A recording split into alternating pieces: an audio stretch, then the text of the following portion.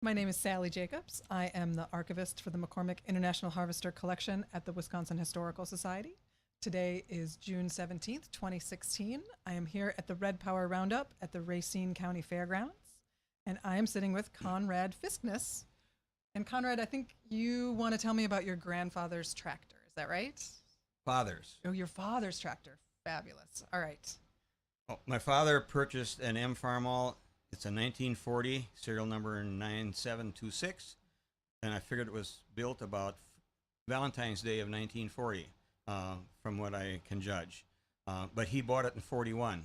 It was the first M Farmall shipped to Brown Brothers Implement in Osakis, Minnesota, but it was the second one sold.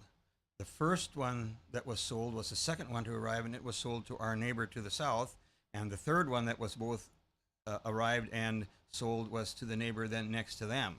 So the three first M Farmalls were on adjacent farms. In 1991, when my father had an auction and sold everything on the farm, I bought that tractor. And when the sale of that item was over, the fellow from the third farm came to me and congratulated me on getting it and said that he would have given his right arm if he could have found his dad's M Farmall. And this guy is a collector and has got buildings full of Farmalls, but he doesn't have the one he wants. Right, he's still chasing the one he can't get. Still chasing the one he can't have. So that's the tractor I learned to drive on. It had, the clutch, which is pretty stiff, and Dad had three boys, and we all learned to drive on that tractor, and that we weren't the biggest kids in the world, and so we would operate that clutch by putting the back of our butt against the edge of the seat, and then we would grab the bottom of the steering wheel and we would push on the clutch, and that I have the steering wheel. We broke every spoke in that steering wheel. All three were broken and welded. And you kept the, you say you have the Well, I tractor, have it, right? yes. I've replaced the steering wheel, but I have it hanging on the wall in my shed. That's perfect. It was a bigger tractor than what Dad needed, but his experience was with threshing. He just loved the threshing thing. Yeah. And so in 1937, just before he got married, he purchased a threshing machine and a tractor and an elevator, and he operated that. He had run threshing machines in west central Minnesota where we grew up, and then he would, later in the year, he would go out into North Dakota, and he would run threshing machines out in the Dakota Prairie. Wow. The man was good at setting machine. They basically said that when Carl threshes your grain, he's got the cleanest grain in the box and the least grain in the straw pile. So he bought that machine, but then he really wanted a better tractor than that. It was an old 20s or early 30s Minneapolis that he had when he purchased it.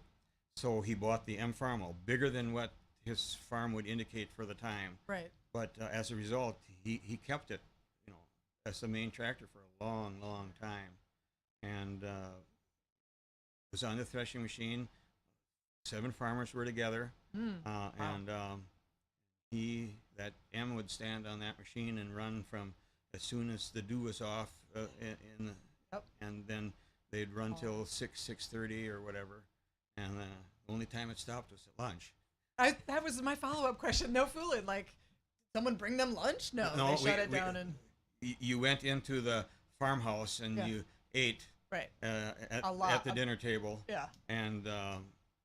But Dad was very strict, and at 1 o'clock if you were pitching bundles into the machine, you had better be there, because that tractor was starting. And he was expecting to see bundles going into the machine. So how, 1 hour? Did it start at noon? Yeah, 12 to 1 was lunch.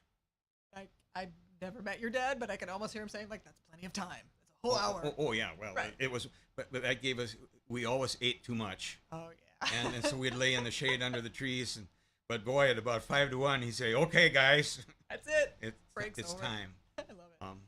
Wait, how old were you when you learned how to drive a tractor? Did you and your brothers all learn at the same time, or at the same age? No. I'm the oldest. Okay. I suppose somewhere in that 10 to 12 age. If it had been an H Farmall, I'd have been driving a whole lot sooner because the clutch was a lot. Well, and it's, yeah, this is a lot bigger easier. machine too. Yeah, Yeah. you're right. That's The M is that was the biggest yeah, modern tractor at right. that time. It's still big today. It looks big And today. and it was a good tractor. Yeah. And there's still a lot of them doing work Right. today. Heavy work. I know, it's amazing. An item of interest might be from World War II. Mhm. Somewhere around 1943-44, Dad decided that he was going to buy a corn picker, 2-row mounted corn picker. Okay. And you had to go through the Office of Price Stabilization. Oh, sure. Of course. They told him what he had to pay for it, but he also had to agree that he would not turn down custom work. And so he was get up at 4:30 in the morning, milk cows, jump on the tractor, and drive to wherever it was he was picking corn, pick corn all day, come home, milk the cows, and and he did that for a year, and decided that maybe I shouldn't be doing that. And so I mean, everybody needs some time off, So right? Even if you love to work and keep going. So he sold it, and the Office of Price Stabilization told him what he could get for it. Right, because they're controlling And all the prices. That's right. Yes. And they also, so he got what he paid for it, plus $6, which was something that he had added. I love it. That seems fair. Yeah, that's the I mean, way. they didn't even take off wear and tear. That's right. That was he was. It was really a pretty good picker, and I'm not clear in my mind what model it was. I always had thought it was a 2MH, but when I look at them at the shows, the paint doesn't seem quite right, and it might have been a 2ME. But it was a big machine. They're space age looking. And he when he bought it, that M did not have starter and lights. Oh. It came without that. But then to put the picker on it, you have that big hood in the front, right? And so you can't crank it. So he had to put on starter and lights. And then the light bar on an M is about 2.5 feet wide. Okay. Well, he said that's not adequate, so he had a special bar made that was reached out about 5-6 feet, and then showing the lights down into the corn row. And I cool. still got that. I've got the whitest. I got the whitest headlights on a tractor that of that era that there is. Yeah, because it was custom. It was. He had it special made. Because that's the sort of thing that makes collectors, generations from now, bonkers crazy. Oh. Have you ever thought about that? No, right? Like, why is this so big? I wonder what it was. And then they're gonna come to the Historical Society and be like, why is it like this? You're the only one with the answer. Well, that's probably the only tractor quite like that, too. Right, sure. And Dad was a stickler for safety. Good. He raised 3 boys, and we never had a tractor accident of any kind, machinery accident. For real. I remember the day that he came home from one of those days of picking corn, and he was still just upset as could be. Oh. He was just steaming, and it had been a little damp, and where he was picking, the corn wasn't going through, and it was collecting in the gathering chains and stuff. Right. And he's moving very slowly, and the farmer at the place, while he's moving, walks up alongside the corn picker and reaches in to pull it out. Oh no. And Dad said, he says, I stopped the tractor, I jumped down off of that corn picker, and I told that man, don't you ever do that again. Oh my gosh. And I mean, several hours later, Dad was still just his blood pressure must have been double yet. Dad was really upset. Well, because if the worst case scenario had happened, he would have to live with that for the rest of his life. And, you can't wipe that out of your brain. We'd had neighbors that, in those days it was the corn huskers. Where they had the bundles of corn, they fed them in, and they would plug up. And we had neighbors that had missing fingers. I mean, I've shaken people's hands, right, who grew up on farms. So missing the tops of a few. That's something that. That's real, yeah. That I remember, and for a number of years. Oh, what an idiot! Sorry, I still can't quite get over that. That was his only tractor. Yeah. It was. And then as we went along, the farm grew bigger, and the equipment got bigger, and but that old M was overhauled more than once, and I know that each time he had it overhauled, they put in the pistons that were giving the extra horsepower. Yeah. So today, Yeah. that the last overhaul job that was done on it was 1977, Right. and they've got it's basically got the same engine as the Super M, or Right. I guess I'd call it Super M or Super MTA, Right. and it's got a whole lot more power, and then I figured out a way to get a little more out of Oh, it. really? Overclocked. There's the throttle on it. Yeah. And on that particular tractor, you could pull the throttle back about somewhere around 3/8 to a half inch further than the last notch. Oh, So jeez. as a teenager, That's literally like overclocking it. Oh. I found a little triangular file, and I filed a new notch. Oh, you're kidding. And I suspect that I got another 150 RPM out of it, which probably is good for several horsepower. And I think you should test it. I think you should test that output. well, I've been thinking about that someday when I'm at a show where they've got a dynamometer, Right. and see what it actually does. I think you should.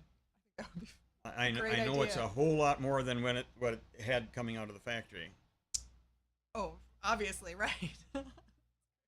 Another, this is the other side of my current family, and that would be my father-in-law, who farmed in southern Minnesota, near Waseca, between Waseca and Mankato in Minnesota.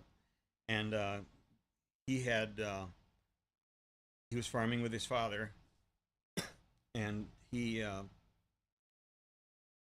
was on the list to get an M during World War II, right in the middle of the war.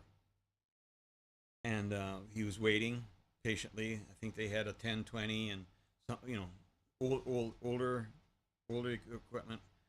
And the University of Minnesota Waseca Experiment Station had a tractor on order too, an M Farmall. Oh. Both my father-in-law and they had ordered the same thing. And the university was ahead of my father-in-law on the list. In line, I'm huge, right.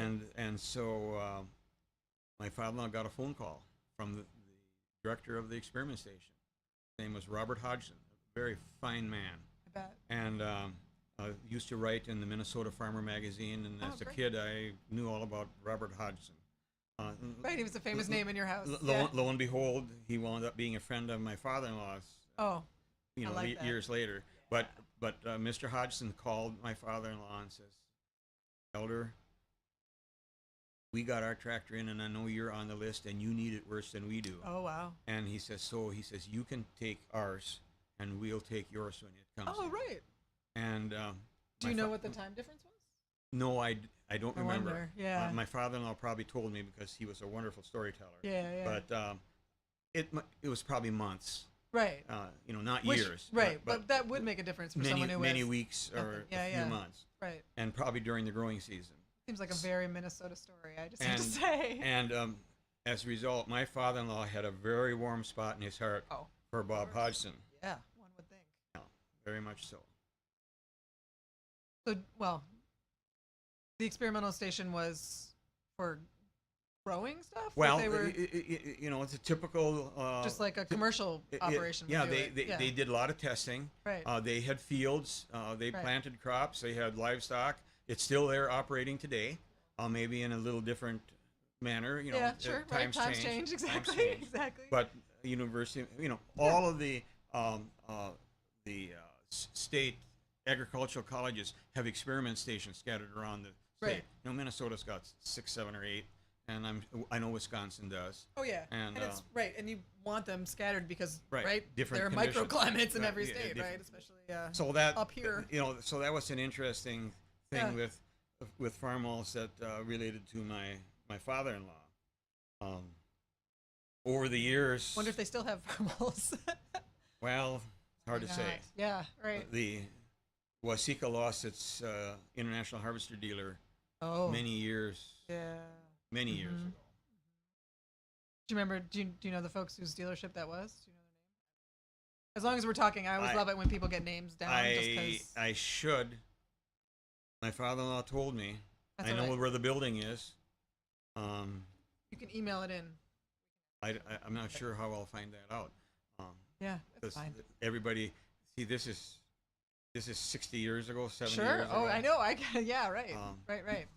It may come to me. Maybe my wife will know. Well, and maybe their descendants are at this roundup, and one of them's going to come in here, right, and talk about it, because that's the dealership part of the story of International Harvester is really not reflected in the collection as it exists. My father-in-law was a very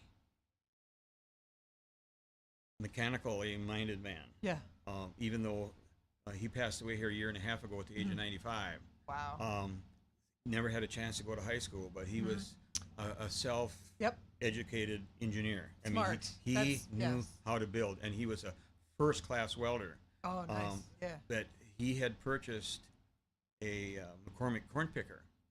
Right. And not the combine, but the picker. Right. And there was a problem with husks gathering in some portion of the system as it went through. Yeah. And so he got the idea that he could use air to get that out of there. So he went and found a squirrel cage fan somewhere, and he mounted it and got it hooked up, and I love put in the stories pulleys, and it worked really good. The dealer came out and looked at it and said, "Yeah, this is a pretty good idea." He had the block man come and look at it, and a year or two later, it was a third-party add-on. The machines came out with thing like that too. It was a permanently added feature. It wasn't like an aftermarket. That is a great story. That is really cool. And he did that with a field chopper from another manufacturer. Yeah. That he came up with a way of adjusting the chute from the tractor seat. You didn't have to get off the tractor seat to change the angle of where it was blowing the. That's kind of convenient. That might be a little. And the dealer looked at it, and pretty soon the block man was out from the company, and couple of years later, that company had incorporated his idea. I love it. Did he ever? He didn't patent it. He just passed it along. Right. No. Hey, I solved one of your problems for you. He could have patented it. Sure. Huh. So. He just wanted people to have a better tractor, right? I mean, he wants the stuff to work. He's a problem solver. Well, he invented little things. He had gadgets all over the farm. I bet he did. I mean, he built a can, a soda pop can. Yeah. He built a can crusher before you could buy them on the market, and it had all the linkage, and you pulled the arm down, and it. Oh yeah, down to like. Yeah. Inch. All kinds of things like that. Yeah, problem solvers like that they are a breed apart. They really. He was very good at maintenance. When he had his auction in, it was somewhere around 91 also. My job the morning of the auction was to take the operator's manuals for every piece of equipment he had on the farm. Yes. And they were in plastic bags, and I had to attach them to the machine. He had kept every one of them. What a huge bonus for the person buying that equipment, I mean, we get a lot of calls at the archives, right? I'm for sure just you a couple pages or something or anything, I'm sure you do.